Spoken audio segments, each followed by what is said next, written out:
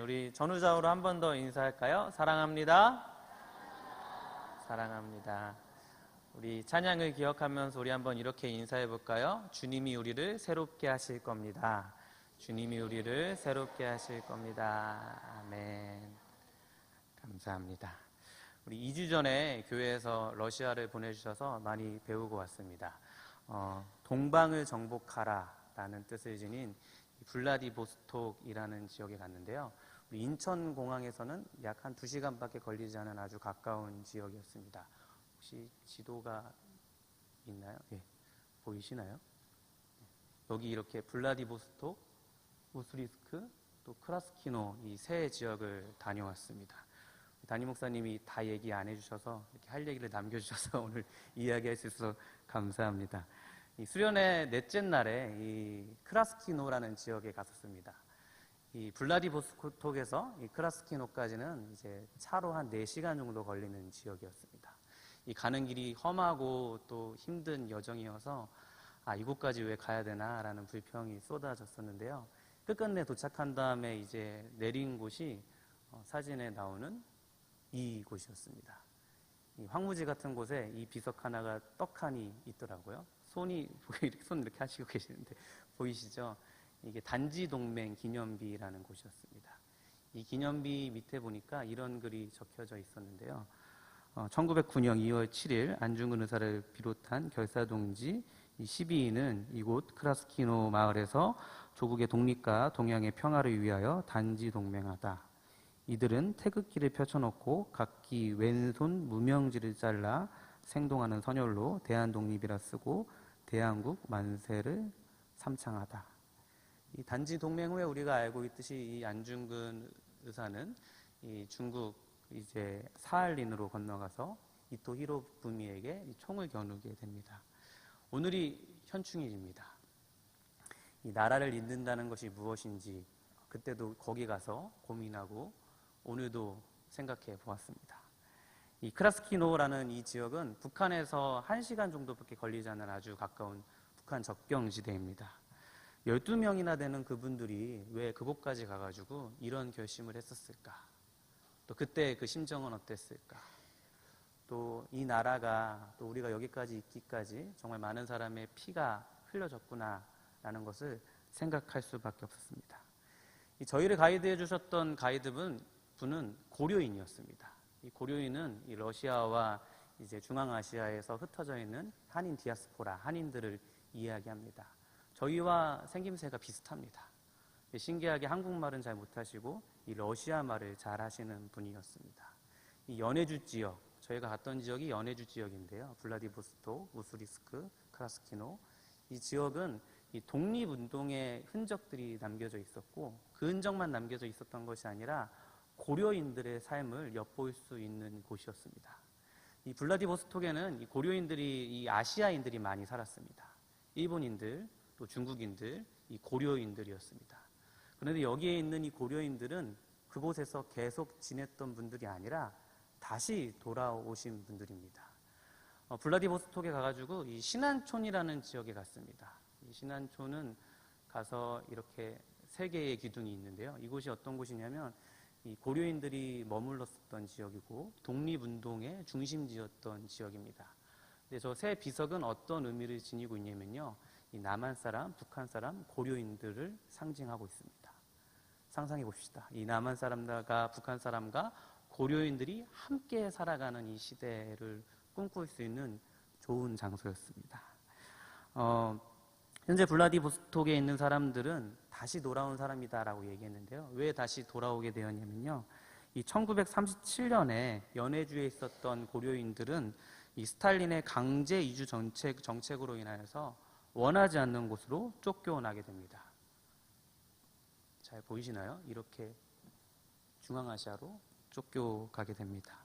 그 다음 사진을 한번 보여주시겠습니까? 여기 사진에 9288이 보이십니까? 황장로님이랑 담임 목사님 보이십니까? 9288이 뭐냐면 9288km. 이 시베리아 횡단 열차의 길입니다. 어마어마하게 길죠. 모스크바에서부터 블라디보스톡까지. 블라디보스톡이 이 종착지고 다시 시작점인 곳입니다. 이 긴 횡단 열차가 지금도 한 10일 정도 가야지 그 일정을 다 할 수 있다라고 합니다. 근데 이 기차에 1937년에는 고려인들도 탑승했었습니다. 그들은 블라디보스톡 역과 라즈돌리 노예라는 역, 사진이 또 있을까요? 여기가 이제 라즈돌리 노예 역인데요. 여기에서 모여서 강제 이주되어서 연해주에서 중앙아시아까지 본인들이 원하지 않는 곳으로 쫓겨나게 됩니다. 그때 약 17만 2천 명 고려인들이 강제 이주됩니다. 17만 2천 명입니다.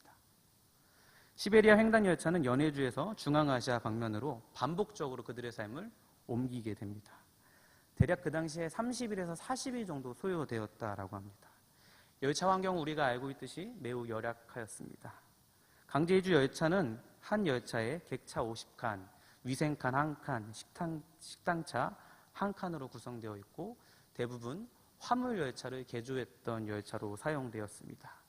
객차 안에는 2층 칸으로 되어 있었고요. 그 객차 안에는 러시아가 춥잖아요.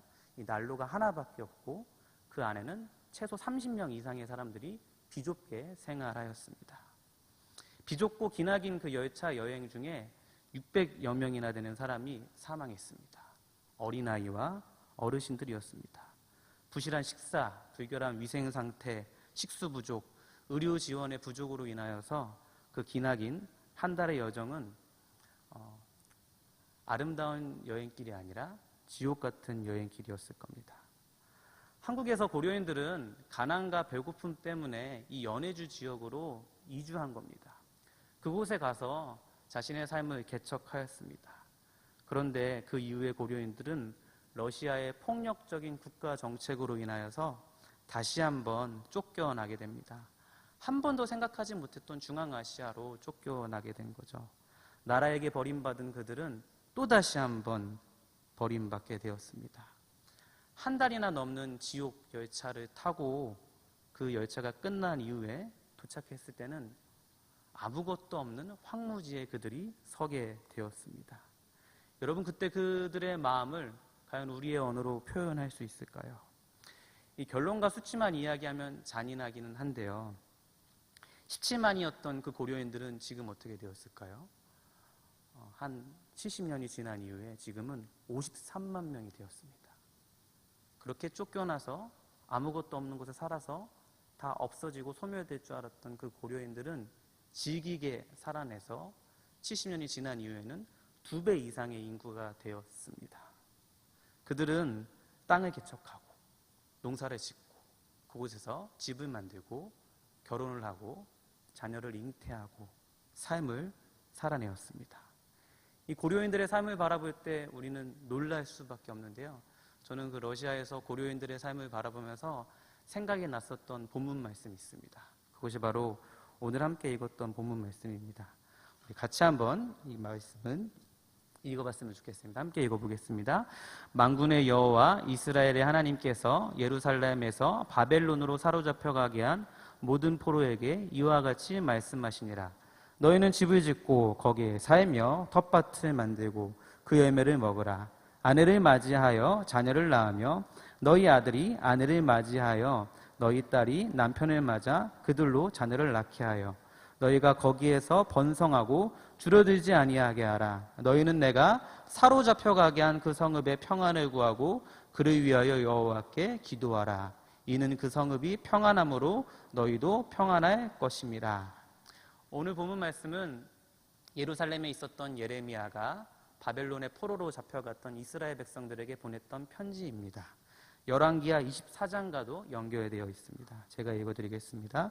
그의 신복들이 에워쌀 때에 바벨론의 왕 느부갓네살도 그 성에 이르니 유다의 왕 여호야긴이 그의 어머니와 신복과 지도자들과 내시들과 함께 바벨론 왕에게 나아가매 왕이 잡으니 때는 바벨론의 왕 8째 해이라.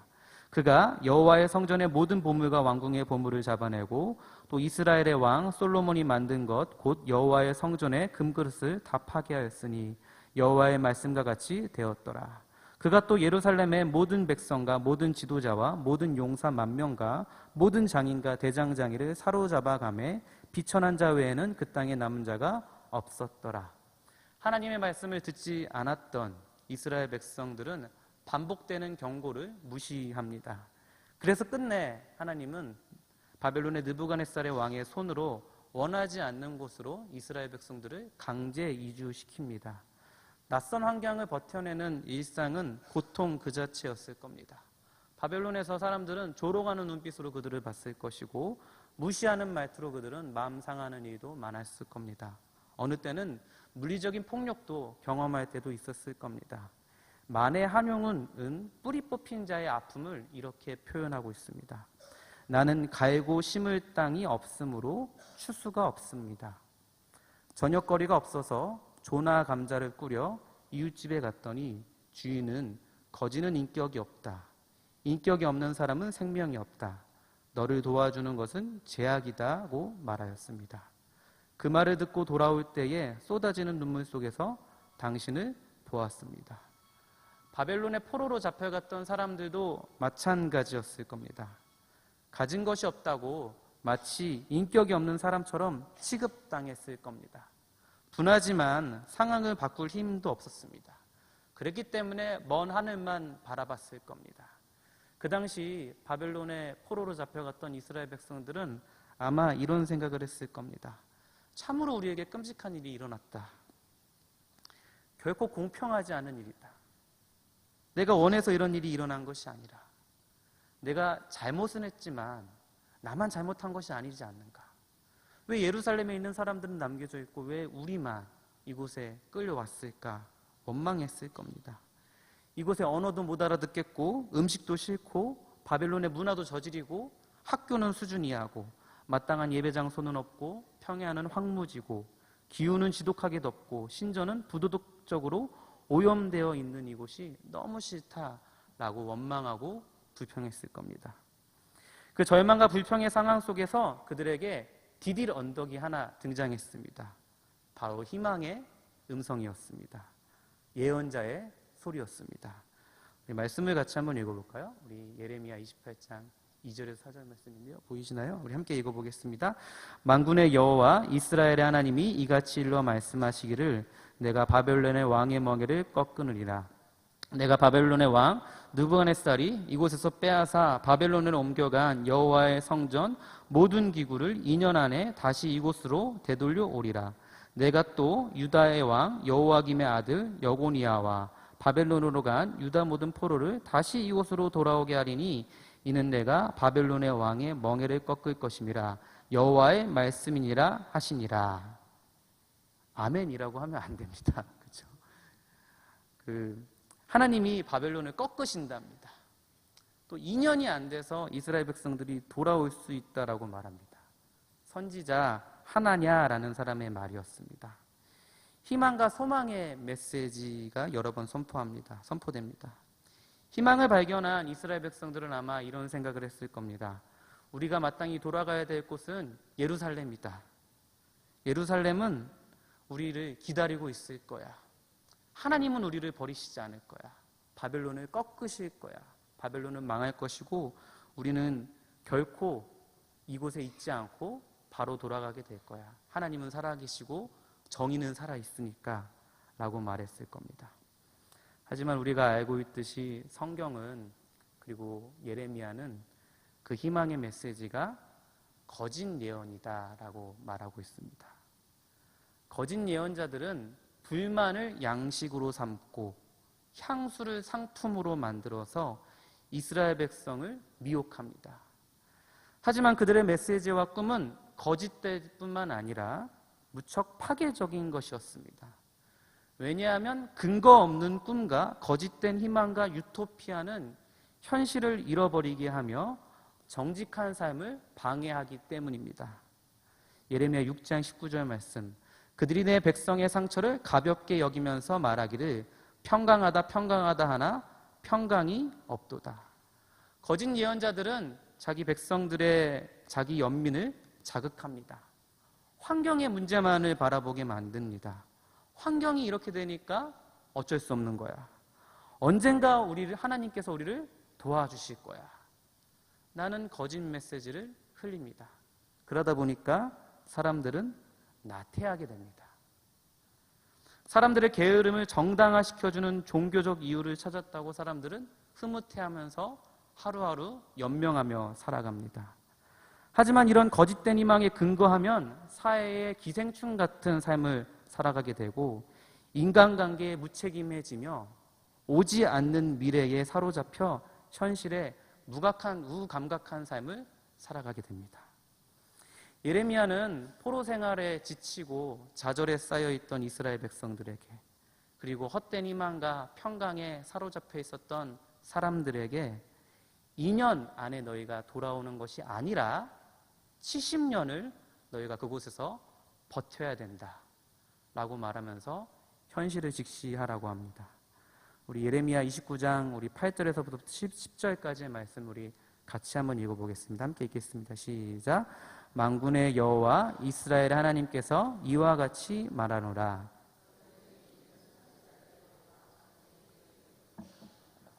너희가 꾼 꿈이 고지 듣고 믿지 말라. 내가 그들을 보내지 아니하였어도 그들이 내 이름으로 거짓을 예언함이라. 여호와의 말씀이니라. 여호와께서 이와 같이 말씀하시니라. 바벨론에서 70년이 차면 내가 너희를 돌보고 나의 선한 말을 너에게 성취하여 너희를 이곳에 돌아오게 하리라. 그리고 무엇을 해야 될지 어떻게 살아야 될지 모르는 이스라엘 백성들에게 우리 예레미야는 이렇게 권면합니다. 이 말씀을 반복해서 읽는데요, 우리 그래도 다시 한번 읽어보도록 하겠습니다. 예레미야 29장 4절에서부터 7절 말씀입니다. 만군의 여호와 이스라엘의 하나님께서 예루살렘에서 바벨론으로 사로잡혀 가게 한 모든 포로에게 이와 같이 말씀하시니라. 너희는 집을 짓고 거기에 살며 텃밭을 만들고 그 열매를 먹으라. 아내를 맞이하여 자녀를 낳으며 너희 아들이 아내를 맞이하며 너희 딸이 남편을 맞아 그들로 자녀를 낳게 하여 너희가 거기에서 번성하고 줄어들지 아니하게 하라. 너희는 내가 사로잡혀 가게 한 그 성읍의 평안을 구하고 그를 위하여 여호와께 기도하라. 이는 그 성읍이 평안함으로 너희도 평안할 것임이라. 이 박동현 교수님은, 지난번에 저에게 오셨던 박동현 교수님은 이 부분을 이렇게 번역하셨습니다. 집을 지으라, 거기 거하라, 전원을 만들라, 그 열매를 먹으라, 아내를 취하라, 자녀를 생산하라. 너희 아들로 아내를 취하게 하라. 너희 딸로 남편을 맞아 그들로 자녀를 생산하게 하라. 거기서 번성하라, 세잔하지 않게 하라. 그 성읍에 평안하기를 힘쓰라. 위하여 기도하라. 그 땅에서, 사로잡힌 땅에서 주어진 삶을 살아내라 라고 하는 것에 멈추는 것이 아니라 주님은 예레미야를 통하여서 그 땅을 위해서 기도하라 라고 가르칩니다. 어쩜 보면 미워할 수밖에 없고 증오할 수밖에 없는 바벨론 땅을 위해서 기도하라. 그리고 평안을 구하라. 여기에 등장하는 이 평안은 샬롬입니다. 성경의 맥락과 주어진 환경에 따라서 다르겠지만 오늘 본문에서 주님은 바벨론의 포로 생활하는 이스라엘 백성들에게 도망치라고 이야기하지 않습니다. 저항하라고도 이야기하지 않습니다. 물론 그 사로잡힌 곳에서 기도하라라는 그 음성이 바벨론에 빌붙어서 순응하며 바벨론처럼 살라라는 것도 아닐 겁니다. 주님은 이스라엘 백성에게 포로로 사로잡힌 곳에서 바벨론 사람들과 다른 대조적인 삶을 살아내는 대조 공동체, 대안 공동체로 살라고 명령하신 겁니다. 바벨론에 살면서 그들은 단순히 그들의 영역에 고립된 채 숫자만 늘리라는 것이 아니라 그들의 자원을 활용하여서 그 지역에 공적인 선의 유익을 끼쳐야 했습니다. 저는 이 관점이 참 중요하다고 생각합니다. 왜냐하면 창세기 11장부터 요한계시록에 이르기까지 이 바벨론이라는 이 단어는 이기심과 교만과 폭력에 세워진 문명의 전형이며 궁극적으로는 인간의 도시를 상징하고 있기 때문입니다. 이 인간의 도시의 가치와 하나님의 도시의 가치는 정면으로 부딪힙니다. 그런데 예레미야에서 하나님은요, 하나님의 도시의 시민들은 인간 도시의 거주민으로 살라라고 사명을 주시는 겁니다. 마치 적진 한가운데서 살아내라라는 겁니다. 하나님은 유배자들에게 도시를 공격하지도 경멸하지도 도망치지도 또 흡수되지도 말라고 하시고 오히려 그 도시에 평안을 구하고 도시를 사랑하고 숫자를 확장하라라고 이야기하고 있습니다. 우리에게 어렵고 잘못된 환경이 찾아올 때마다 우리는 이 세 가지 중에 하나를 선택하게 됩니다. 그것이 수능, 도피, 도전입니다. 수능은 주어진 환경에 길들여집니다. 그러다 보니까 내가 처음 가졌던 정체성을 잃어버리게 됩니다. 도피는 주어진 환경에서 어려움이 찾아오면 도망칩니다. 그리고 더 좋은 환경을 찾기 위해서 발버둥 칩니다. 도전은 주어진 환경에서 변화하는 것이 좀 늦을 수 있지만 그곳에서 다른 삶을 살아내는 겁니다. 우리는 순간순간 이 셋 중에 하나를 선택합니다. 수능하기도 하고 도피하기도 하고 도전하기도 합니다. 인생의 어려움 중에서 우리는 참 많이 수능하고 참 많이 도망칩니다.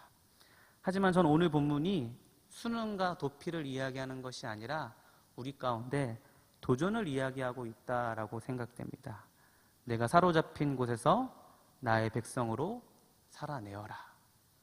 대조공동체, 대안공동체로 살아내라 라는 것이 우리 주님의 말씀입니다. 그러면서 주님은 이렇게 이스라엘 백성과 또 지금을 사는 우리에게 이렇게 위로하고 계십니다. 우리 예레미야 29장 11절부터 13절 말씀을 우리 함께 같이 읽겠습니다. 여호와의 말씀이니라. 너희를 향한 나의 생각을 내가 아나니 평안이요 재앙이 아니니라. 너희에게 미래와 희망을 주는 것이니라. 너희가 내게 부르짖으며 내게 와서 기도하면 내가 너희들의 기도를 들을 것이요 너희가 온 마음으로 나를 구하면 나를 찾을 것이요 나를 만나리라. 아멘. 성경은 우리에게 예수님을 통해서 독특한 우리의 정체성을 알려주고 계십니다. 좀 잘 안 보이실 수도 있는데요. 요한복음 17장 15절부터 19절에 있는 말씀입니다. 제가 한번 읽어드리겠습니다. 내가 아버지의 말씀을 그들에게 주었사오매 세상이 그들을 미워하였사오니 이는 내가 세상에 속하지 아니함 같이 그들도 세상에 속하지 아니함으로 인함이니이다. 내가 비옵는 것은 그들을 세상에서 데려가시기를 위함이 아니요 다만 악에 빠지지 않게 보존하시기를 위함이니이다. 내가 세상에 속하지 아니함 같이 그들도 세상에 속하지 아니하였사옵나이다. 그들을 진리로 거룩하게 하옵소서. 아버지의 말씀은 진리이니이다. 아버지께서 나를 세상에 보내신 것 같이 나도 그들을 세상에 보내었고 또 그들을 위하여 내가 나를 거룩하게 하오니 이는 그들로 진리로 거룩함을 얻게 하려 함이니라. 아멘. 세상에 속하지 아니하였지만 세상에 보냄을 받은 예수님은 우리에게 이 땅에서 순응하고 도피하는 것이 아니라 대조 공동체로 살아내라고 가르치고 계십니다. 개인과 자유를 중히 여기는 이 시대, 정체성을 억누르면 거부하는 이 시대, 또 고난이 찾아오면 가능하면 피하라, 또 환경이 만들어지기 전에는 움직이지 말아라 라는 가르침이 가득한 이 시대 속에서 오늘 본문 말씀은 우리에게 정면으로 찾아와서 우리의 삶을 균열시키고 있다라고 저는 생각합니다. 사로잡힌 곳에서 살아내라. 사로잡힌 곳을 위하여 기도해라. 순응하지 말아라. 도망치지 말아라. 대조 공동체로 살아내라. 우리 옆에 있는 분들에게 한번 이렇게 이야기해 볼까요? 대조 공동체로 살아냅시다. 대조 공동체로 살아냅시다. 이 선교지마다 이 비자 문제가 참 어렵습니다. 알고 보니까 러시아도 마찬가지였더라고요. 근데 러시아 선교사님들의 이 비자의 문제를 문을 열어주신 분들이 있었습니다. 그분들의 희생으로 이 러시아 선교가 이렇게 잘 활발하게 이루어지게 되었는데요.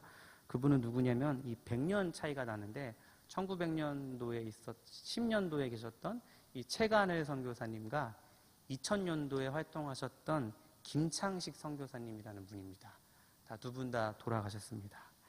이 1998년 이 러시아가 선교사를 규제하려는 목적으로 이 모든 종교 법인을 재등록하게 하였습니다. 이 재등록 요건으로 이 러시아 사람들이 꺼낸 카드가 뭐였냐면 15년 동안 러시아에 거주하고 있었던 종교는 우리가 허락해 주겠다 라고 얘기했는데 사실 이거는 말도 안 되는 이유가 뭐냐면 러시아는 그 전 10년 전 1989년에 개방되었기 때문에 15년 이상 그곳에서 머물렀던 종교는 러시아 종교회밖에 없었습니다. 그러니까 선교사님들을 다른 종교들을 다 추방하려고 계획을 했었던 거죠. 그렇게 러시아 선교사님들이 어려움을 당했었는데 그때 선교사님들이 자료를 찾다가 놀랍게도 1909년에 러시아에 파송된 채간흘 선교사님을 찾게 되었습니다. 우리는 쉽게 우리나라 최초의 선교사님을 이기풍 선교사님이라고 얘기하는데 이기풍 선교사님은 사실 제주도로 전도 가신 분이다라고 말할 수 있고 최초의 타국으로 발을 내딘 선교사님은 이 채간흘 선교사님이다라고 말할 수 있습니다. 이 선교사님은 1909년에 평양신학교를 이해로 졸업하시고 러시아 연해주로 총회에서 파송받아서 선교 나가신 선교사님입니다. 이분의 이 여정이 참 재밌습니다. 독특하고 매력적입니다. 왜냐하면 처음에는 연해주 고려인들을 열심으로 섬기셨다가 1909년 섬기셨다가 3년 뒤인 1912년에 이 러시아에서 종교의 탄압이 있게 됩니다. 어려움이 찾아오니까 이 채간의 선교사님은 어떻게 하셨냐면 러시아에 있는 러시아 정교회로 입교하십니다. 재밌죠? 개신교 선교사님이었는데 러시아 정교회 사람이 됩니다. 러시아 정교회에서 채인노케치라는 이름으로 교리문답사라는 특이한 위치에서 활동하십니다. 지금은 다 설명할 수 없지만 그 당시 상황에는 에큐메니칼에 대해서 전혀 인지하지 못했기 때문에 총회에 있는 분들이 선교사님이 러시아 정교회로 개종한 것을 보고 가만 냅두지 않았을 겁니다. 그렇기 때문에 당연히 총회는 1916년 제5회 총회 때 이 채간의 선교사님을 그냥 면직시켜 버립니다. 그래서 그동안 우리는 채간의 선교사님 하면 배교자, 또 배반자, 개종한 사람이라는 그런 오해에 사로잡혀 있었는데요. 2000년도에 러시아에 있는 선교사님을 통하여서 이 채간의 선교사님이 재조명되게 되었습니다. 그분들이 러시아에 있는 자료를 찾고 또 여러 가지 문헌들을 살펴보니까 채간의 선교사님은 원치 않게 러시아 정교의 옷을 입고 그 안에서 고려인들에게 성경을 가르치시고 부흥회를 하시고 교회를 세워 나가셨다라는 자료들을 찾게 되었습니다. 이 러시아는 이 사회주의 그 혁명으로 인하여서 많이 혼란스러워서 러시아 정교회가 무너지는 시기가 있었는데요. 그 시기를 틈타서 그 당시에 이 연해주에 많은 교회들이 세워졌습니다. 그래서 1922년 총회 보고에 의하면 이 채간의 선교사님이 섬겼던 연해주 지역에 시베리아 노예라는 노예가 생겼다고 합니다. 이 노예는 딱 1년 있다가 사라졌다고 합니다. 그리고 그곳 가운데 60여 개의 교회가 생기고 3,000여 명의 교인이 생겼다고 합니다. 이 내용을 알았던 총회도 드디어 1922년에 이 채간의 선교사님을 면직시켰는데 다시 복직시키는 일이 일어나게 됩니다. 채간의 선교사님의 이 삶을 잘 살펴보면 본인이 원하지 않는 삶을 살아내는데 그곳에서 살아내시는 그런 삶의 흔적들, 그것들을 러시아에서 저는 발견하게 되었습니다. 이 노예 수련의 마지막 날 이 생명교회라는 곳에서 예배를 드렸습니다. 사진을 한번 보여주시겠습니까? 이렇게 생긴 교회고요. 이 교회의 교회당 앞에 또 그 다음 장을 넘겨주시면 이런 글이 적혀져 있습니다. 순교자 김창식 선교사가 이렇게 적혀져 있습니다. 이 김창식 선교사님은 찾아보니까 1996년에 이 두레교회에서 파송받은 선교사님이십니다. 이 젊은 신학생 부부 박은희 사모님 그리고 두 아들이 같이 우수리스크라는 지역으로 선교를 떠납니다. 그리고 그곳에서 교회를 개척하기 위해서 날마다 열심히 사역하시고 교회에서 기도했다라고 합니다. 저녁마다 작정하고 교회에서 가족들과 또 여러분들과 기도하시다가 2000년 8월에 27세인 정가 이범인 마약 중독자인 러시아인에게 칼에 찔려서 돌아가시게 됩니다. 이 김창식 선교사님의 형님이 이 서울의 강서교회의 김한식 목사님이신데요. 이 목사님이 이런 글을 쓰셨습니다. 조금 긴데요. 제가 한번 읽어드리겠습니다.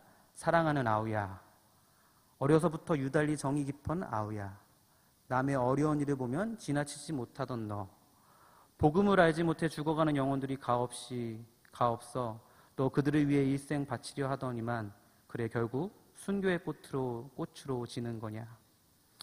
애당초 주님을 따르는 길이 십자가의 길이라지만 험난한 길로만 달려온 너의 뒷모습이 이 형의 눈엔 너무 애초롭다.